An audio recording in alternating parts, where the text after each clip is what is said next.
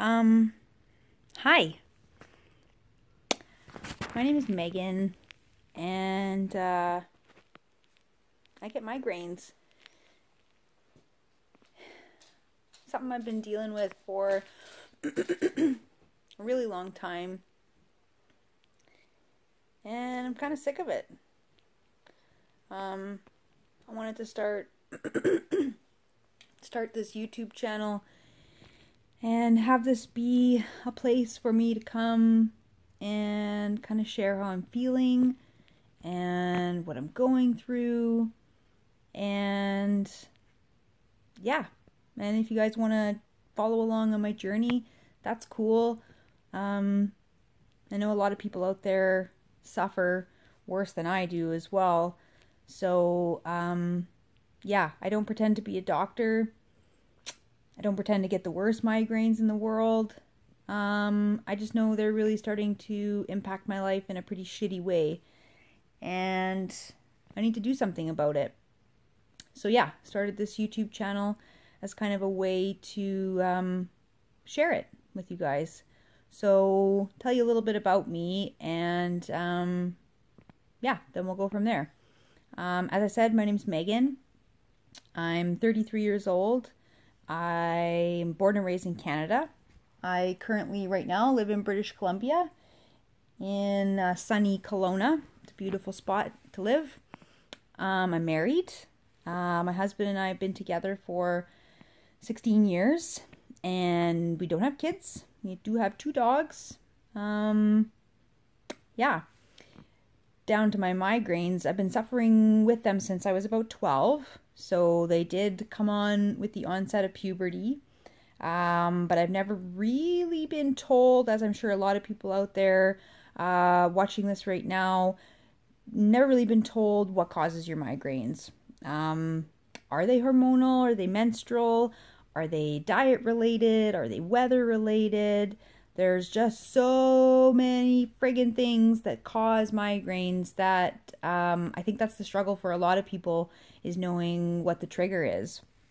And if it's something you can stay away from, then cool, then you stay away from it, i.e. sugar or dairy or whatever it might be. But for me, I've never really known.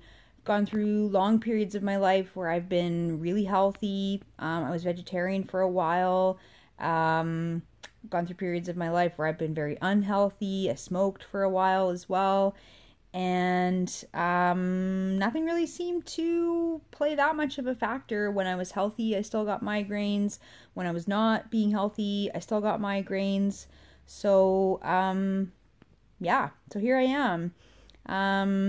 I typically will get 5 to 6 a month, but those sort of last sometimes multiple days. So I'm definitely down for the count, at least a few days every month. Again, not always around my period. Sometimes they're just in the middle of everything. When I'm happy, when I'm stressed, it doesn't really seem to matter. So I've kind of come to a point in my life where, yeah, where I need to kind of get to the bottom of it, or at least I was talking to my boss this morning, and what I said to her was basically, I would like to go on some sort of a temporary medical leave just so that I can really kind of focus on these migraines and really kind of figure out what's going on. And because I know all the different avenues that I could potentially go down, and but the problem is I haven't really gone to the end of a lot of those roads. So for example, a big one is diet. So I've tried lots of different elimination diets, eliminating dairy and eliminating sugar, but never really stuck with any of them long enough to really know if they were my trigger, because I would go periods where like I said, eating lots of sugar and not getting any migraines at all, and same thing with dairy. And then I would kind of try the elimination diet and would still get them as well. So pretty frustrating. But there's a few sort of avenues that I've been researching lately that I haven't tried, and it's probably worth mentioning. I'm pretty anti-medication. as in like abortives and things like that. I have had prescriptions in the past for Imitrex and Maxalt and Amerge and all of those. I suffered really badly with rebound headaches on most of those sort of narcotic type pills, and was not something I was really into doing long term. So I don't. Typically, when I get migraines, I do just suffer through them. Go lay in a dark room, drink some water, put some peppermint oil on my head or whatever, and sleep if I can.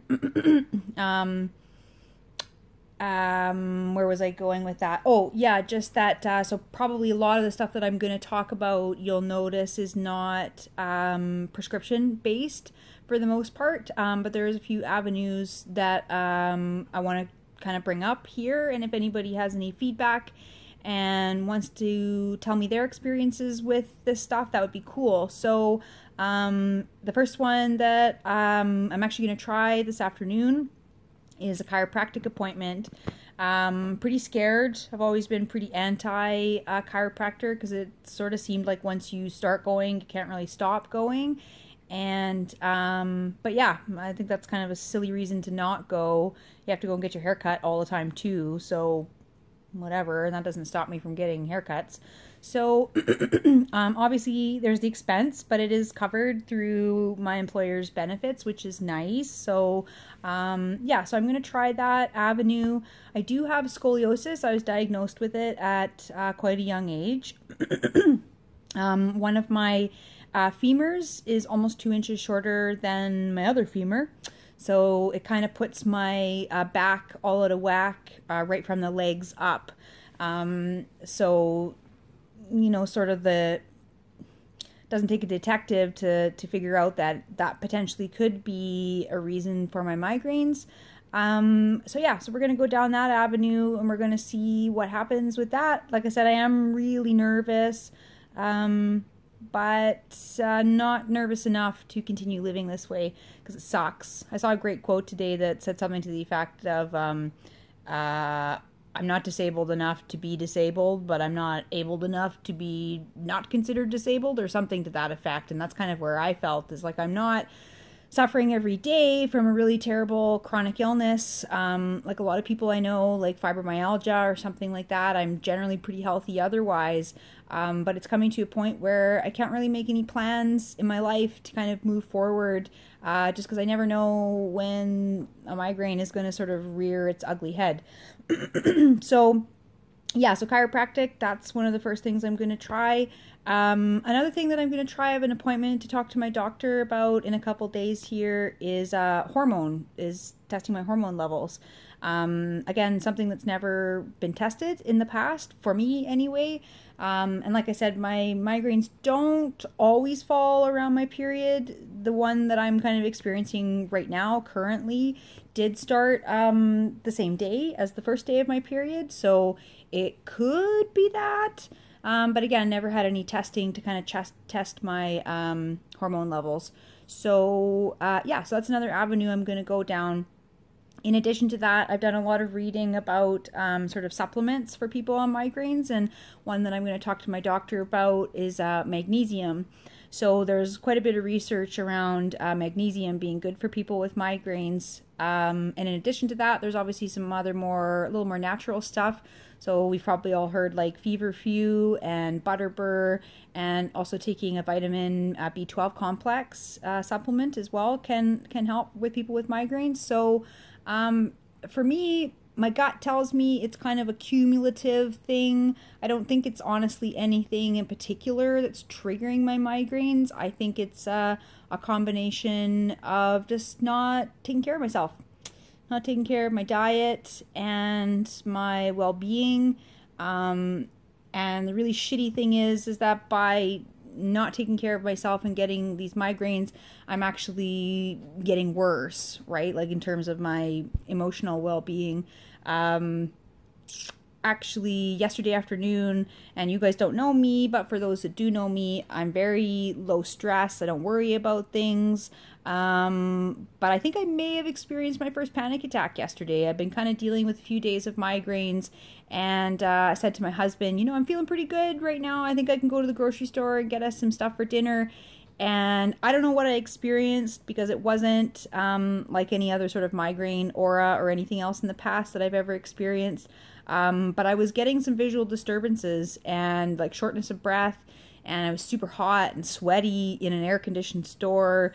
And so I pretty much had to just like check out my stuff right away. I don't even know what I came home with. I said to my husband, I was like, I don't even know if I have stuff for dinner. I don't even know what I bought, because I had to just leave. And so that was a pretty good indication for me that something a little bit larger is going on, as a residual impact of these migraines is starting to impact who I am as a person, and who and my personality, and kind of what I've always been really proud of myself for, that I'm super independent and I don't get stressed out and I don't worry about things, and but shit, I'm worried about this.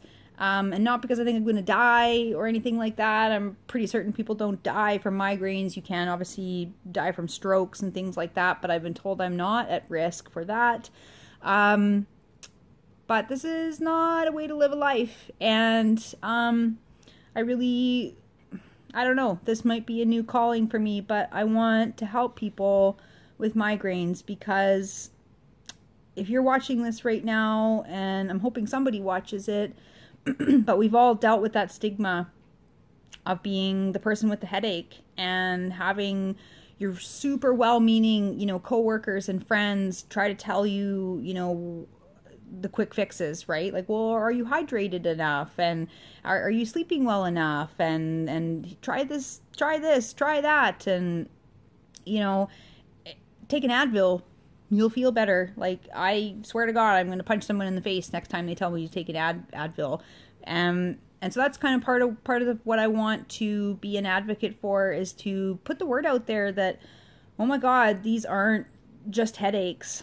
Like, we all experience headaches, and those are crappy enough, but this is a neurological event that happens to me and millions of other people around the world, and we all experience them a little bit differently, but at the same time there's a lot of similarities in terms of like losing words, and the aura, the visual disturbances, and sensitivity to cold and hot and light, and smells and all kinds of stuff. And it's a very scary thing to go through, and it's a whole body event. And I'm really sick of it being called a headache, because it puts the stigma on those that have it, and it doesn't, to me, get the attention it deserves. And I appreciate that, like I said, nobody's dying from migraines. It's not a daily occurrence anyway, as far as I'm aware. But like I said, this is no way to live a life. And I don't know, more research needs to be done. Again, I'm not a doctor, I'm not a researcher, but I can be a voice. And that's what I plan to do. So if you guys want to join me along on this journey, I probably babbled enough for today, but yeah, I'd be happy if you joined me. Stay tuned for the next one. Bye.